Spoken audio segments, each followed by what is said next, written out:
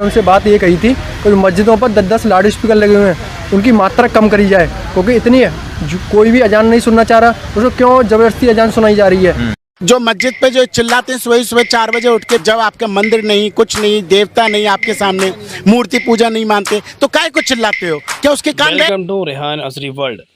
हज़रात देखिए किस तरीके से ये शख्स बहस कर रहा है लाउड स्पीकर को लेके कि लाउड स्पीकर हटाए जाएं, अज़ानें बंद की जाएं। क्या ये किस हद तक ये ठीक है?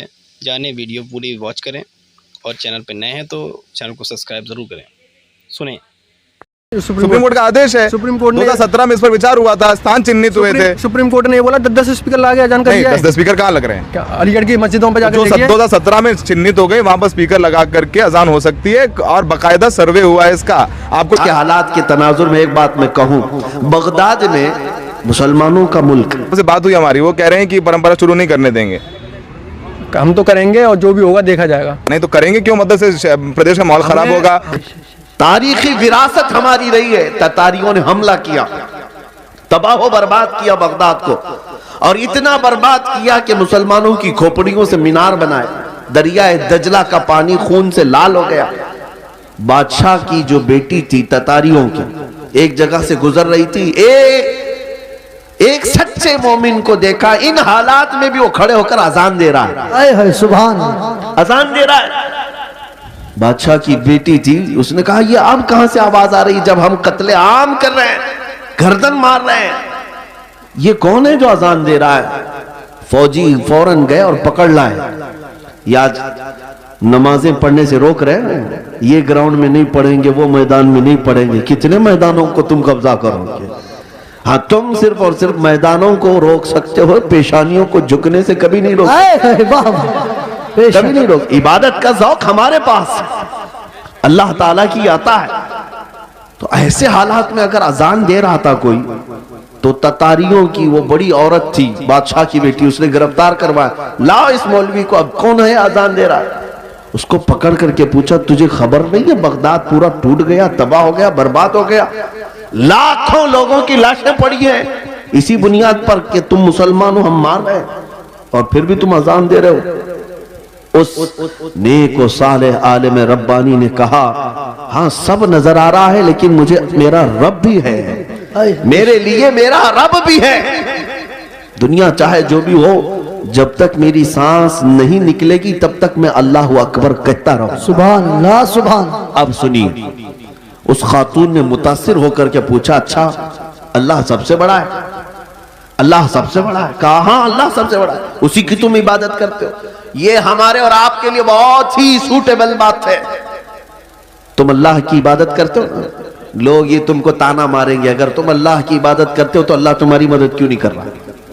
यही उस ततारी औरत ने कहा कि तुम उसको अकबर कहते हो, फिर ये बगदाद में ये सब जो मरे हैं ये भी तो वही थे, ये भी तो वही थे, ये मारे गए और हम लोगों को गलबा हासिल हो गया बगदाद पे। देखो ततारियों पर, वो जालिमों को अल्लाह ताला ने गलबा दे दिया, तुम्हारा खुदा ही दिया है, फिर ऐसा क्यों हुआ?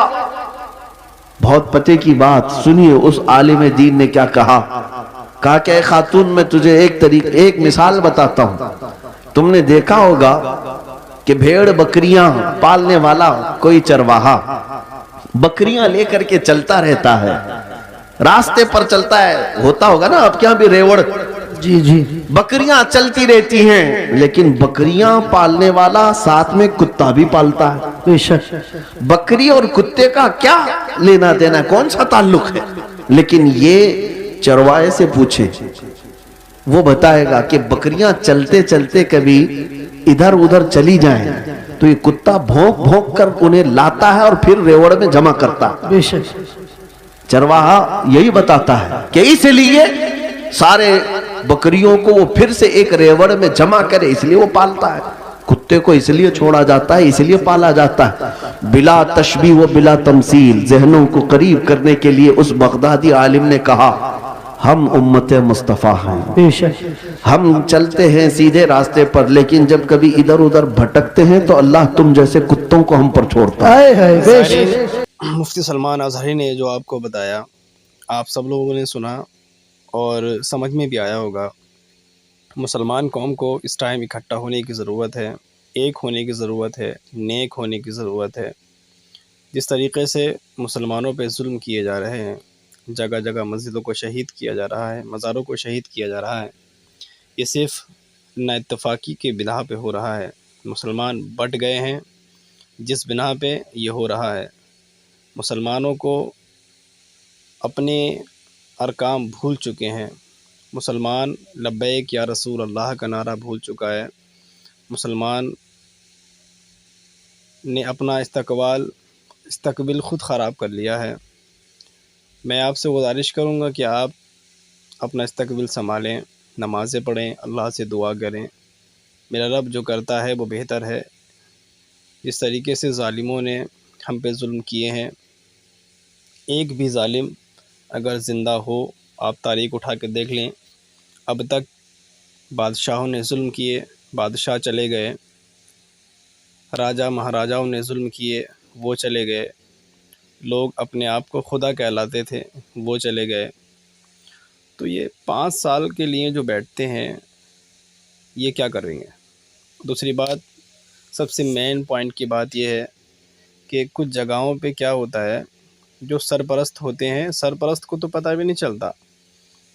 تو آپ لوگوں کو چاہیے کہ ایک جٹ رہیں، غلط بھید بھاؤ کے چکر میں نہ پڑیں، نہ کسی سے غلط بولیں، اور جب غلط بولیں گے نہیں تو غلط سننے کو نہیں ملے گا۔ ظاہر سی بات ہے کہ ہم لوگ ہندوستانی ہیں اور یہاں سب ایک ساتھ رہتے ہیں۔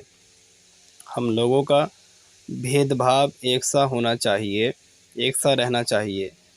یہ جو لوگ آپس میں بانٹنے کی بات کرتے ہیں، چھانٹنے کی بات کرتے ہیں، بھئی اذان کا جہاں مسئلہ رہ گیا، نماز کا جہاں مسئلہ رہ گیا، یہ کوئی نیا کام تو ہے نہیں، نہ 2 سال یا 4 سال سے ہو رہا ہے ہمارا۔ ایک زمانے سے ہم لوگ یہ اپنی اس پرمپرا کو زندہ رکھتے ہیں اور یہ سب دل سے ہے۔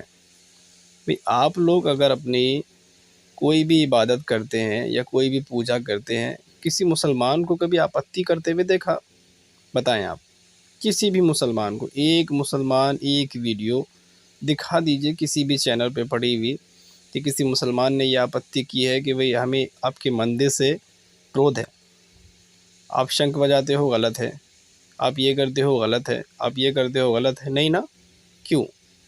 آخرکار مسلمان کے ہر کام پہ روک کیوں لگائی جا رہی ہے؟ ان ایجوکیٹڈ، بالکل بیڈ تھنکنگ والے جو پرسن ہیں، وہ اس چیز کو ہوا دے رہے ہیں۔ تو میں دنیا بھر کے لوگوں سے گزارش کروں گا کہ آپ لوگ ایک بن کے رہیں، اسی میں ہم سب کی بھلائی ہے۔ دیکھیے، سب سے اہم چیز جب ماحول خراب ہوتا ہے اور جب لڑائی ہوتی ہے تو ایسا نہیں ہے کہ سب ہم مریں گے، ایسا نہیں ہے۔ جہاد کا مطلب ہوتا ہے کہ اگر 2 ہمارے مریں گے تو ایک آپ کا بھی مرے گا، کسی کا لال، کسی کا بیٹا، کسی کا بھائی، کسی کا پتی۔ تو یہ ساری چیزیں بہت بیکار کی ہیں، ہماری تھنکنگ میں یہ چیزیں نہیں ہیں۔ آپ لوگ اس سے بالکل بے خبر رہیں اور آپس میں مل جل کے رہیں، بیکار کی چیزیں ہیں۔ اور جو ہمارے علماء بتا رہے ہیں وہ ٹھیک ہے، اس پہ عمل کریں، اسی طریقے سے زندگی کو بسر کریں۔ ویڈیو اچھی لگی ہو، لائک شیئر کمنٹ ضرور کریں، اور چینل کو سبسکرائب کرنا ضرور سبسکرائب کریں، اور سبسکرائب کرنا بھولیں نا۔ Thank you, good bye.